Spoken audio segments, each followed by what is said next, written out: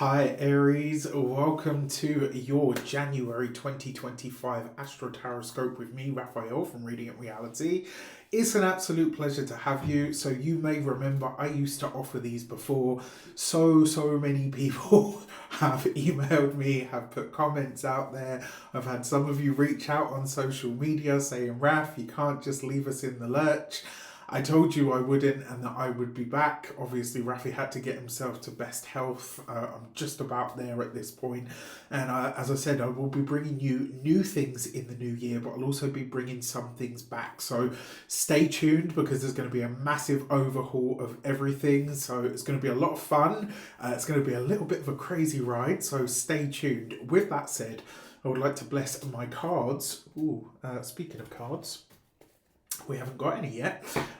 Speaking of cards, I would like to bless all of my decks of cards with forms of love, light, peace, prosperity, and abundance. And I pray that the messages that come through are ultimately clear and concise. They help you on your path to your highest vibrational good. So let's see what January of 2025 has in store for you. So the first transit that I want to explore for you is on the second, so really from the first 3 days of January.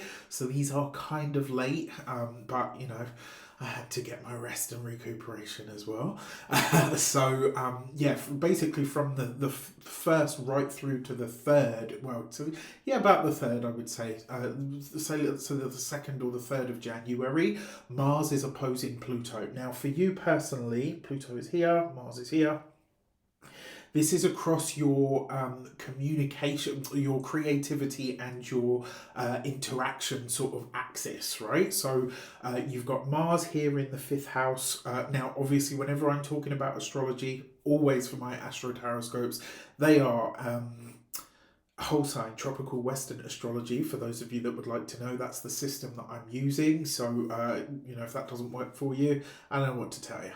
With that said, you've got Mars retrograde in the sign of Leo in your fifth house, and you've got Pluto in the sign of Aquarius, newly rehomed in that Aquarian sector of your life, right? It's been there now since November and is going to be there for the next sort of 19 plus years at this point. Now, with that said, this is, there's no getting around it. Mars opposing Pluto can be eruptive.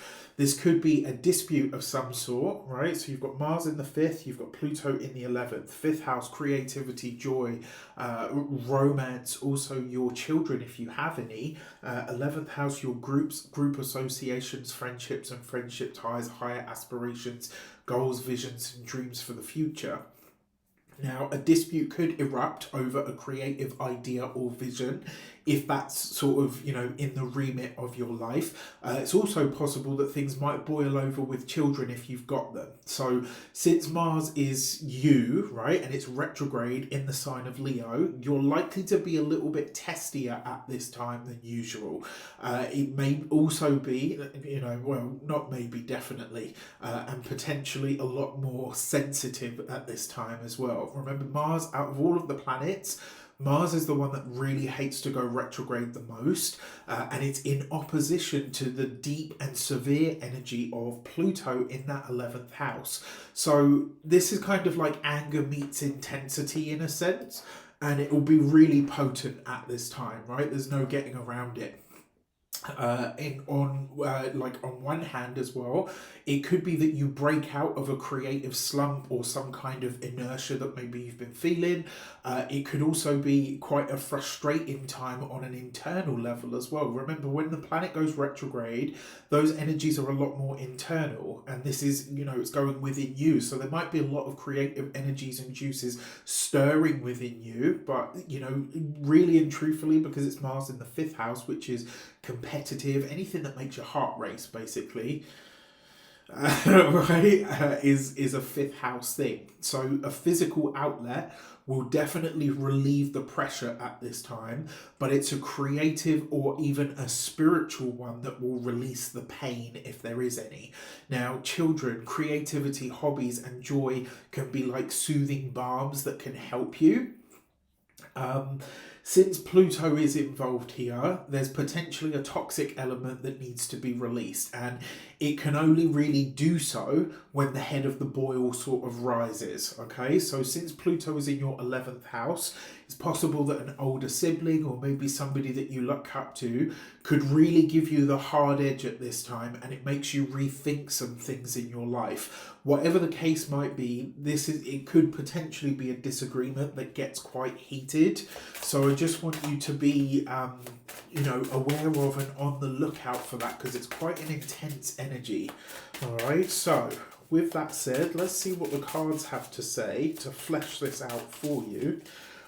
You have the Knight of Wands, the Five of Cups, and the Nine of Cups. Okay, so nice cards to, well, I say nice cards, you've got the Five of Cups.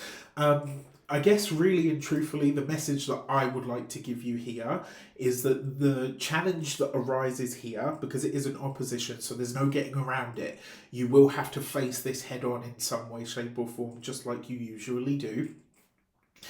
The Knight of Wands is saying that really there's a sense within you that you have something to prove, right? The Five of Cups is saying, but you feel like there's something is lacking. And with the Nine of Cups, it's like the wish that you're looking to fulfill will unfold, but you have to acknowledge what is missing or what is really redundant in order for you to prove yourself. It's kind of like saying, you know what, there's some kind of baggage here on an internal level that needs to be let go of. You can't go for your dreams and carry the bullshit with you, right? It's one or the other. You know when they say like you can have your excuses or you can have your success, but you can't have both? This is very much that kind of energy, all right? So how you approach this is obviously up to you, but remember, the only person that you ever truly have to prove anything to, even if you have children, is yourself, okay?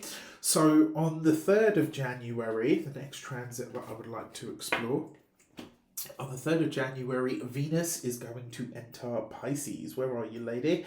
So she was already in Pisces, but Venus is going to enter Pisces on the 3rd of January. This is a pretty big deal, right? And you're going to want to pay attention, especially to the tail end of this transit, but to the whole transit in general, because it's not the first or the last part of this transit that you're going to get this year, all right? So Venus is a sweetening energy. It rules your 2nd house of money, finances, resources. It also rules your 7th house of partnerships and relationships and one-to-one interactions, contracts, commitments of all kinds. So Venus is exalted in Pisces, right? Which means that she's going to do good work here in your 12th house. She's going to bring more peaceful sleep. I know for a lot of you that's been a bit of a challenge recently. She's going to bring more peaceful sleep and more rest, maybe even more sensual pleasures if that's what you've been looking for. Remember, the 12th house is your bedroom, it's the boudoir, darling.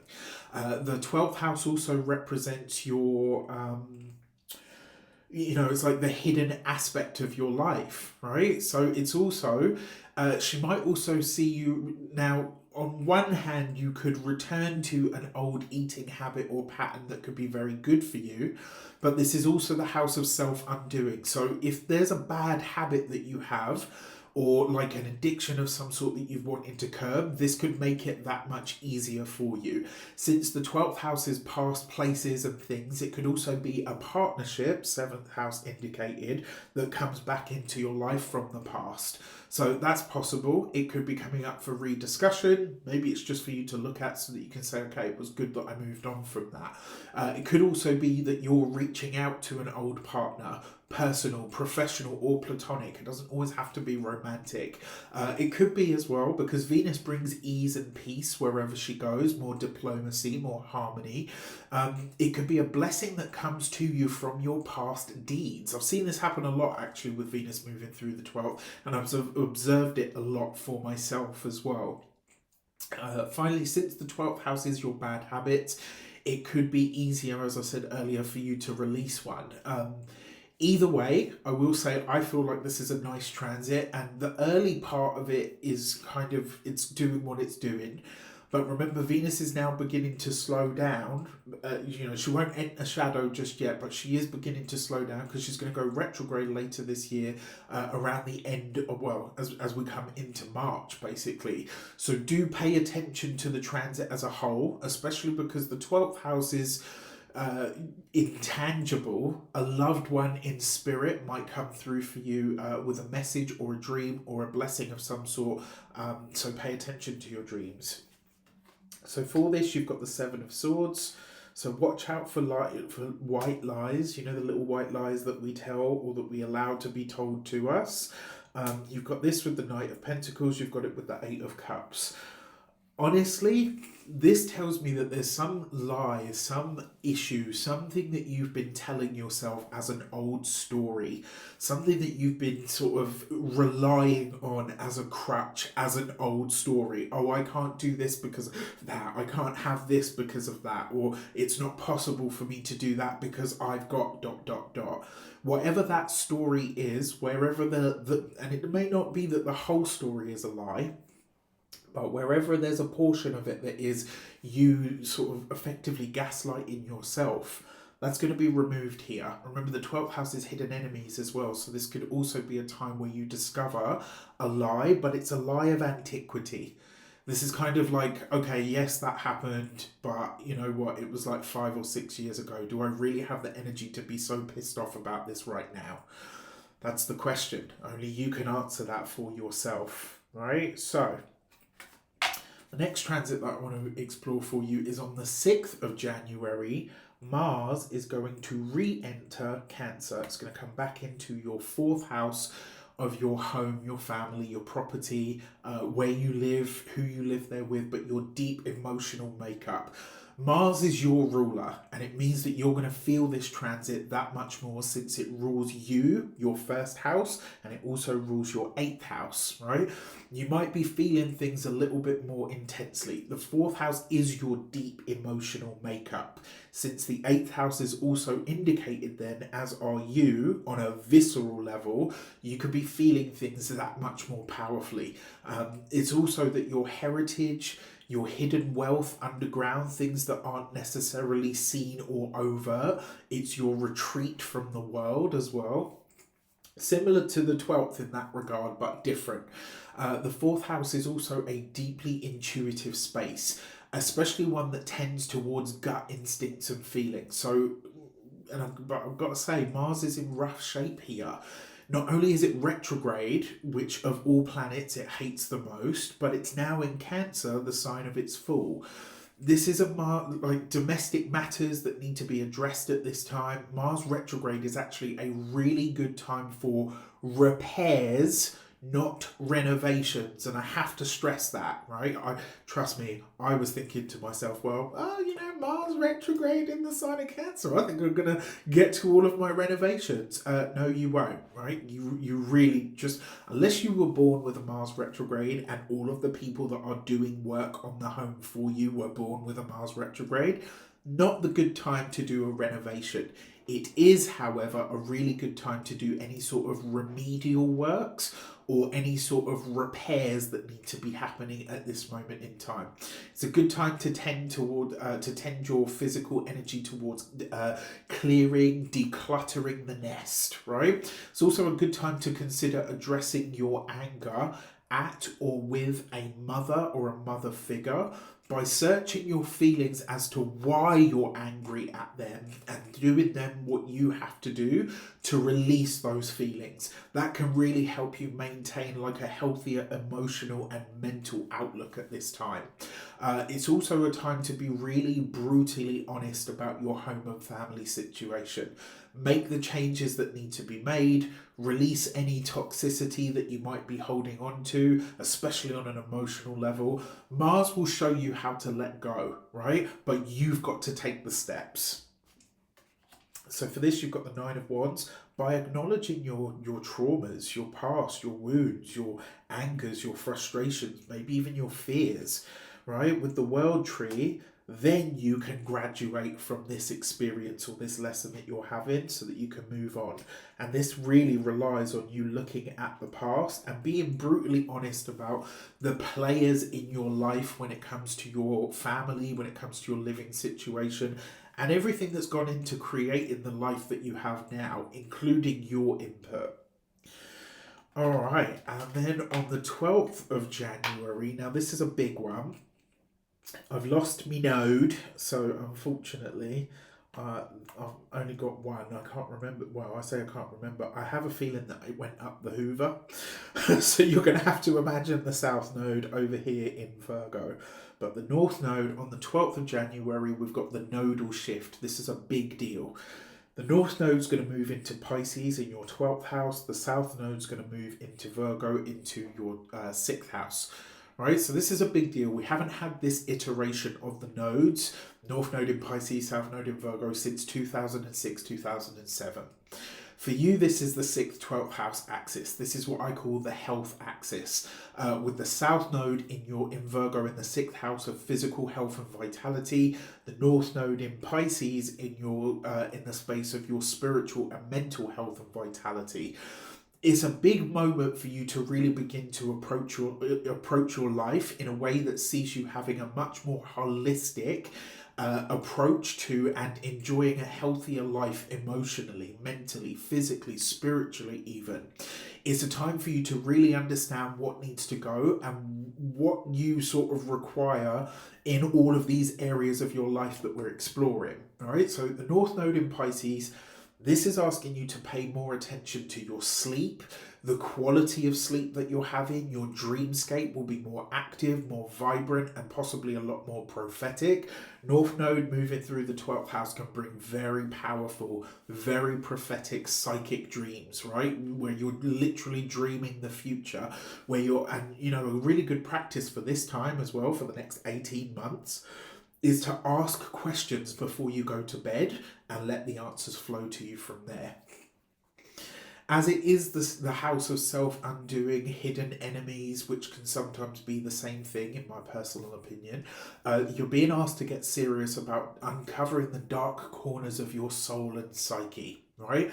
It's not about fear or pressure or punishment. It's about true self-love and acceptance at a soul level, and seeing everything and everyone exactly as they are through the eyes of your spirit, right? It's a really powerful time for you, Aries. It absolutely can be.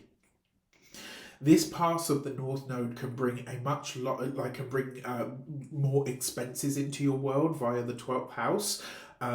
It can also bring sort of interaction with more foreign places and spaces as well. It might also see you getting serious about taking time to escape the maddening crowd, go on a retreat, maybe go on holidays that have a retreat-like feel to them. And then you've got the South Node. Let's help you envision that. You've got the South Node over there in Virgo. This is asking you to rid your body and your vessel of anything that you've held on to for far too long. I genuinely believe that our body stores our trauma, and for that reason, regular massage, regular exercise, regular Reiki, energy work, all of these things can be really powerful for helping your body detox. But since the South Node is a draining energy, right? The North Node pulls things in, the South Node excretes them out. This is a really good time to start ridding yourself of any internal toxins, to paying attention to your health. Remember, Virgo is about service, and the South Node here might see you getting really honest about where you've been too self-sacrificing, the opposite to Pisces, and how you're no longer going to do that. It might be a time where you start letting go of the idea of being of service to others and learning to be of service to yourself in some way. You might go on a journey of detoxing your body, releasing weight, releasing water, anything that you carry on a physical level that you're now ready or not, as the case may be, to release. It's going to go anyway, right? So get proactive and do something about it. The South Node might also see you letting go of a certain type of job, letting go of a certain type of burden or a challenge of some sort. You might also go through a period where you let go of a rental situation and begin a mortgage.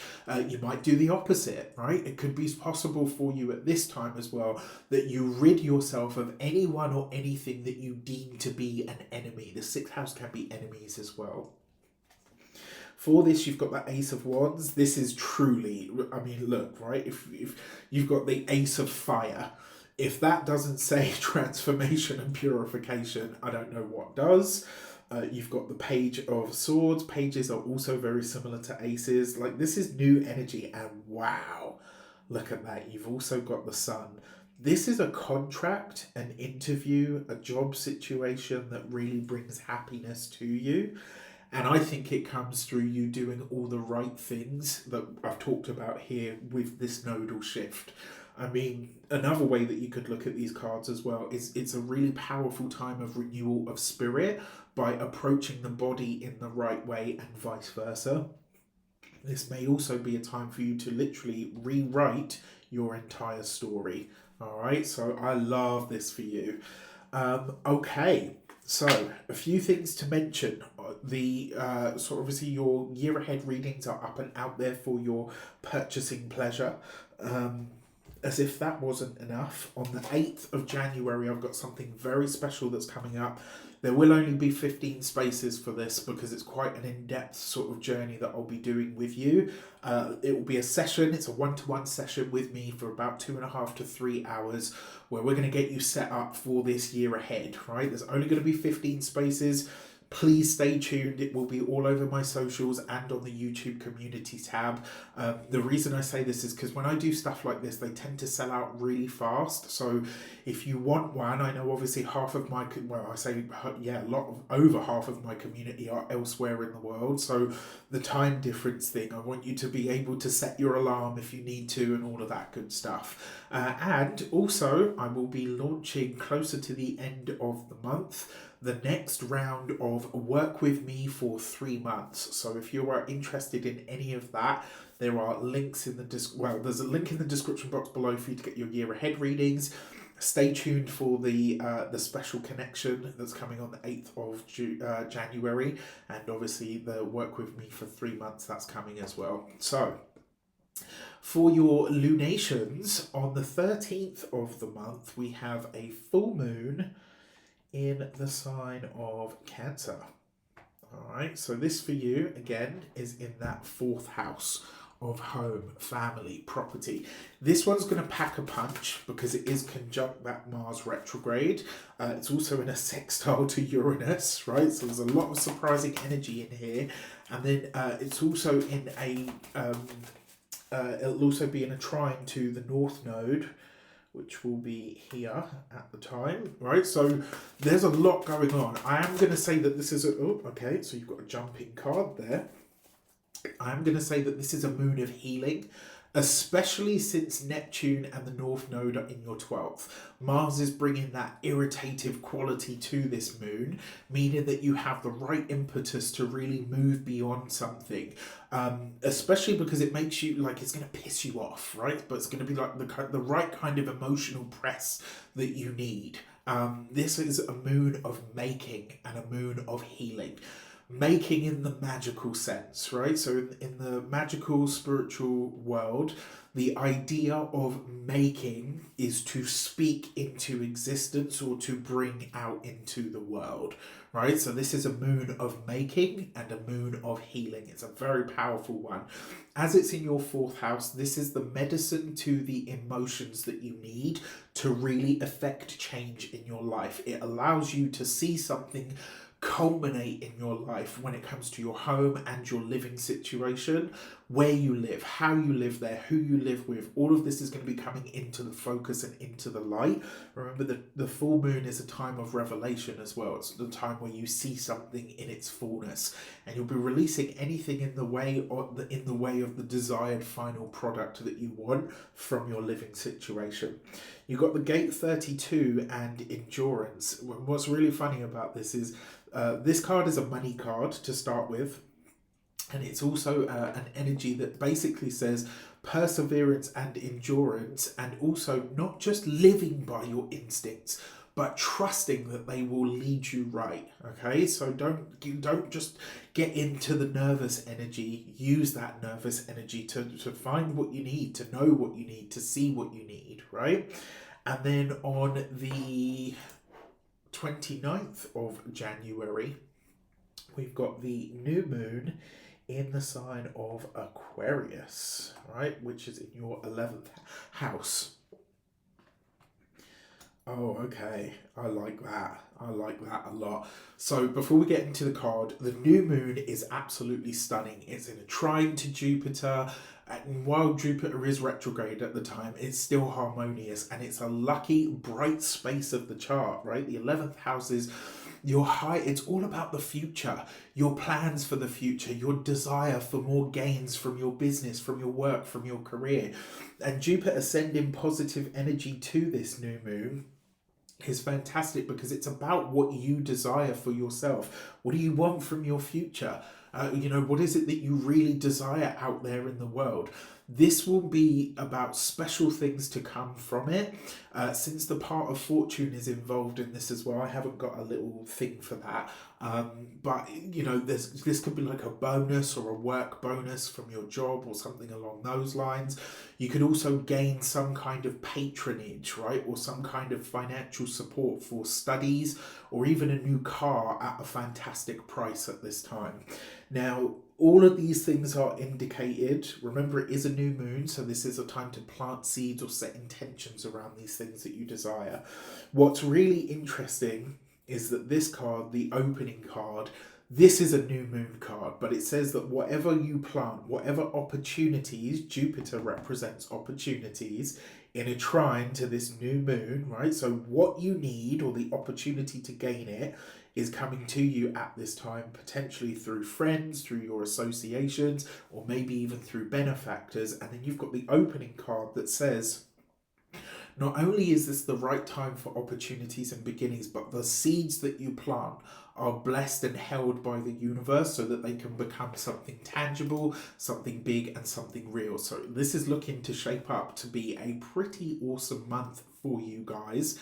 With that said, I wish you an abundance of all of that good stuff. Check out the links in the description box below. Remember, I got some great offerings for you this year, and if you want to get ready for your year ahead, stay tuned for the 8th of January.